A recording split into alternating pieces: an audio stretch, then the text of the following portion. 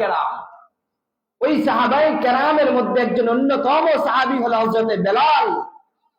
হাদিসের মধ্যে আসছে বেলালের মতো দোয়া অন্য কোন সাহাবী পায় নাই, যার কারণে বেলালের নাম আমাদের প্রত্যেকটা মুমিনের কলবের মধ্যে বেলালের নাম থাকে। হযরত বেলাল নবীজির দোয়া পাইছেন, যার কারণে বেলালের নাম পৃথিবীর প্রত্যেকটা মুসলমানের কলবের মধ্যে থাকে। নবী আমার মেরাজের রাত্রে আল্লাহ নবী যখন জান্নাতের মধ্যে গিয়েছেন, আমার আপনার নবী হযরতে জিবরাইলের সঙ্গে জান্নাতের মধ্যে হাঁটতেছেন। নবী জান্নাতের মধ্যে হাঁটতেছেন আর নবী আওয়াজ পায়, নবীর সামনে দিয়ে একটা আওয়াজ হয়, কে যেন হাঁটতেছে। আমার আপনার নবী জিবরাইলকে জিজ্ঞাসা করলেন, ও জিবরাইল ভাই, এখানে আমি আর তুমি আছি, ও জিবরাইল ভাই তৃতীয় কোনো ব্যক্তি আসেনি? হযরত জিবরাইল বলে, ইয়া রাসূলুল্লাহ, এখানে আমি আর আপনি আছি নবী গো। ওই যে পায়ের আওয়াজটা যে আপনি শুনতে পান, ও নবী এটা আপনার সাহাবী বেলাল। জমিনের মধ্যে বেলাল হাঁটে গো নবী, কিন্তু বেলালের কদম জান্নাতের মধ্যে পড়তে থাকে। আল্লাহু আকবার। বেলাল জমিনের মধ্যে হাঁটে, কিন্তু না, বেলাল জমিনে হাঁটে না, বেলাল স্বয়ং জান্নাতের মধ্যে হাঁটে। ওই নবীর দোয়া পাইছেন বেলাল।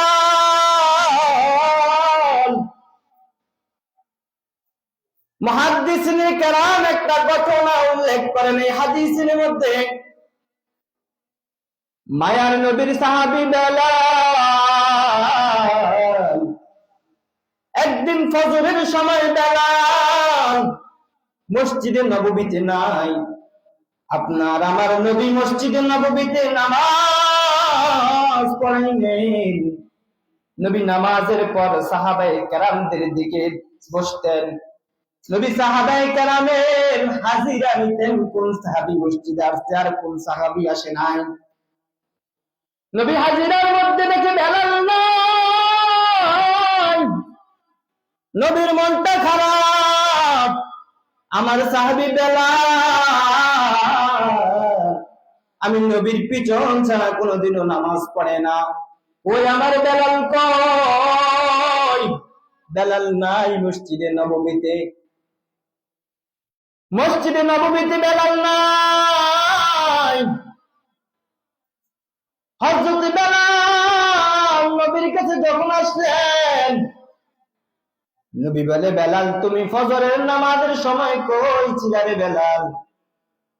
এই কথা বলার পর বেলাল নবীর উত্তর দেয়, ইয়া রাসূলুল্লাহ, ইয়া হাবিবাল্লাহ, প্রতিদিনের ন্যায় আমি বেলাল মসজিদে নববীর উদ্দেশ্যে রওনা হয়েছি। নবী আপনি যে জানেন আমি মসজিদে নববীতে আসতে হলে আপনার মেয়ে ফাতেমাতুজ জাহরার ঘর অতিক্রম করে আসতে হয়। নবী আমি প্রতিদিনের ন্যায় আসতেছি, কিন্তু নবী আজকে যখন আমি ফাতেমাতুজ জাহরার ঘরের পাশ দিয়ে আসতেছি গো নবী, আমি বেলাল ফাতেমার ঘর থেকে আপনার কলিজার দুই টুকরা হাসান আর হুসাইনের কান্নার আওয়াজ শুনতে পাই। নবী আমার দিল সায় না, ও নবী আমার দিল আমারে অগ্রবর্তী করে না। নবীর কলিজার দুই টুকরা হাসান আর হুসাইন কান্না করে। ও নবী আপনি যেহেতু হাসান আর হুসাইনের কান্না সহ্য করতে পারেন না গো নবী, আমিও হাসান আর হুসাইনের কান্না সহ্য না কইরা আমি ফাতেমার ঘরের কিনারায় গেলাম। আমি ফাতেমারে ডাক দিলাম, এ ফাতেমা, আপনার দুই কলিজার টুকরা কেন কান্না করে, আপনি কই? ফাতেমা পর্দার আড়াল থেকে নবী উত্তর দিল।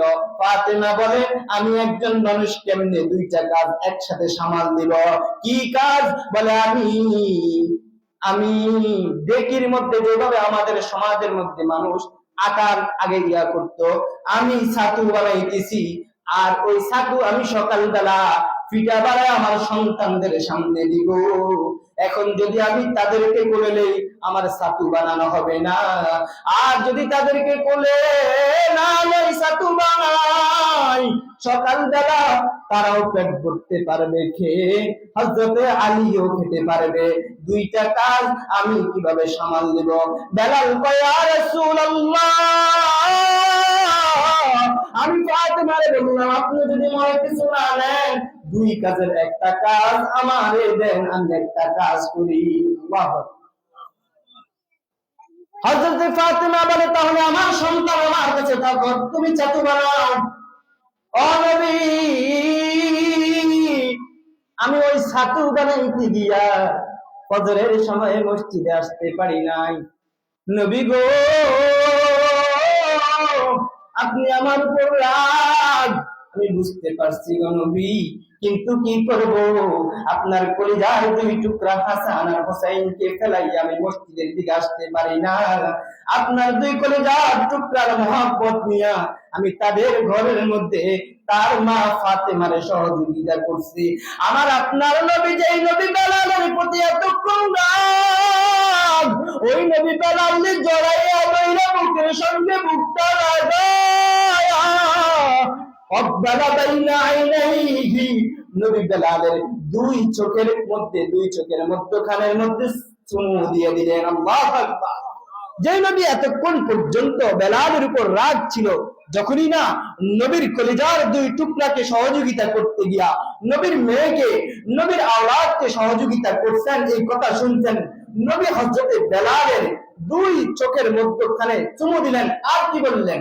রাহিমাকাল্লাহ কামা রাহিমতানা, বেলাল, তুমি যেভাবে আমার সন্তানের উপর রহম করেছো, আমাদের উপর রহম করেছো, আল্লাহ তোমারও রহম করুক। আল্লাহু আকবার। নবী এই দোয়া দিয়েছেন বেলালকে।